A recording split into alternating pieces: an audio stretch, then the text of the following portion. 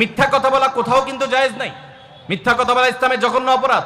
কিন্তু স্বামী স্ত্রী পরস্পরের সাথে প্রশংসামূলক, যেটাকে সহজ বাংলায় পাম্পট্টি বললাম, এই পাম্পট্টিমূলক বা প্রশংসামূলক মিথ্যা কথা বলা জায়েজ আছে। কিরকম?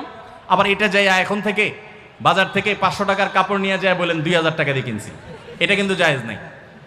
কেন জায়েজ নাই? কারণ কোনোভাবে যদি ওই 500 টাকার ট্যাগ মহিলা ধরে ফেলতে পারে, তাহলে মায়ের কিন্তু একটাও নিচে পড়বে না। বলবে মিথ্যুকের পুত মিথ্যুক, সারা জন্মে কাম করে আসছোস, তাইলে ওই রকম মিথ্যা কথা বলা যাবে না। আমার পরিচিত এক লোক আছে, সরকারি একজন কর্মকর্তা বড়, উনি বলেন যে মহিলাদেরকে বাজার করে খুশি করার মতো কঠিন কাজ আরেকটা খুব কম আছে। যারা সংসার করেন তারা জানেন। কারণ আমি একটা কথা প্রায় বলি, দুনিয়াতে বহু বুদ্ধিমান মানুষ আছে, বহু চালাক মানুষ আছে, কিন্তু একটাও চালাক বা বুদ্ধিমান স্বামী আছে বলে আমার মনে হয় না পৃথিবীতে।